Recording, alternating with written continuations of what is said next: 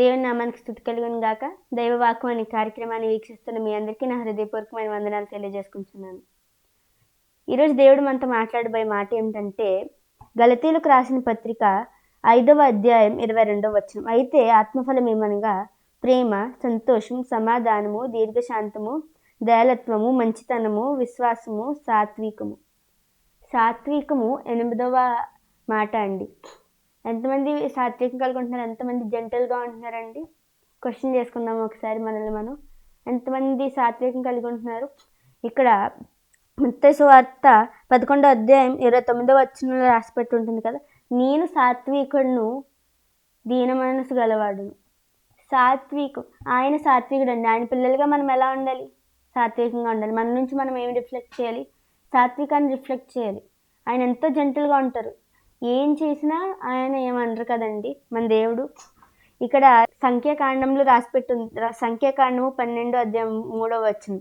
మోషే భూమి మీద ఉన్న వారందరిలో మిక్కిలి సాత్వికుడు. ఈ మాట మీరు కూడా అనిపించుకుంటారా దేవునితో?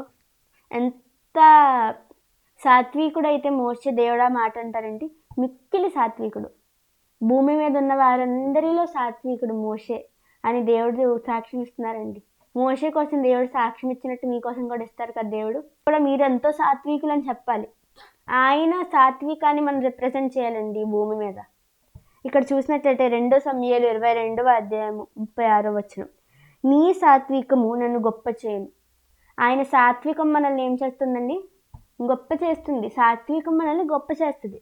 ఆయన ఉన్న సాత్వికం, ఆయనకున్న సాత్వికం మనం కూడా ఉంటే మనం ఎంతో గొప్పలుగా మారుతామండి. ఆమేన్. ఇక్కడ చూసినట్టయితే మత్తయి 5:5లో కూడా సాత్వికులు ధన్యులు, వారు భూలోకమును స్వతంత్రించుకొందురు. ఎంత గొప్ప మాట అండి. భూలోకాన్ని స్వతంత్రించుకుంటామంట. సాత్వికంగా ఉంటే భూలోకాన్ని స్వతంత్రించుకుంటామా? ఇదేమన్నా రూల్స్లో రాసిందా, కాన్స్టిట్యూషన్లో రాసిందా అని చెప్పేసి అడగొచ్చు. కానీ ఇక్కడ దేవుడు అనే మాట ఏంటంటే, సాత్వికులు భూలోకమును స్వతంత్రించుకుందని రాసింది. అంటే మనము సాత్వికంగా ఉంటే మనం ఏం చేస్తామంటే భూలోకాన్ని స్వతంత్రించుకోగలం, మనం గొప్పవారిగా మారతామని దేవుడు చెప్తున్నాడు. సాత్వికం ఎంత ఇంపార్టెంట్ రోల్ మన లైఫ్లో ప్లే చేస్తుందో మీరు చూడండి. సాత్వికంగా ఉంటే ఎంతో మంచి సాక్ష్యం మనం దేవుడి ద్వారా పొందుకోవచ్చు కదండి. ఆయన సాత్వికుడు, ఆయన పిల్లలుగా ఉన్న మనము సాత్వికంగా ఉండాలి. ఈ రోజు నుంచి మీరు ఆలోచించండి, ఎంతోమంది ఎన్ని మాటలన్నా, ఆయన్ని కూడా ఎంతోమంది సిలువలో వేలాడదీసిన, మొహం మీద ఉమ్ము వేసిన, కొర్రాలతో కొట్టిన, అందరి ముందు అవమానించారండి యేసయ్యని. మన కోసం ఆయన అన్ని కష్టాలు పడ్డారు. అయినా ఆయన ఒక్క మాట అన్నారా? No, is a gentleman. ఆయన ఏమనలేదు.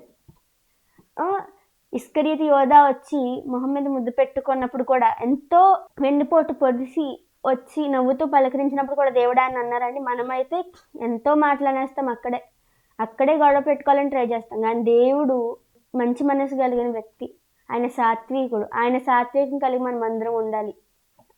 ఈ చిన్న మాటలు దేవుడు దీవించిన గాక. ఆమేన్. ప్రార్థన చేసుకుందాం. మహాగణ్య మహోన్నతుడు మా పై పరలోకపు తండ్రి, నీకు వందనాలు యేసయ్యా. గడిచిన కాలం అంతా నీ కృపాదయరెక్కల కింద మమ్మల్ని కాచి కాపాడి భద్రపరిచినందుకు వందనాలు ప్రభా.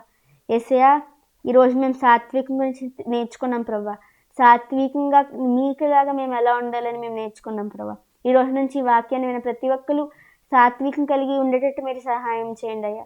యేసే, వారి సమయాన్ని హెచ్చించుకుని వింటున్నారు కనుక వారిని ఆశీర్వదించిన, దీవించిన, వారి కొన్ని బాధలు, ఏ కష్టాలతో అయితే వింటున్నారో అవన్నీ తీసివేయమని యేసు దీవెన నామమున అడుగుచున్నాను తండ్రి. ఆమేన్.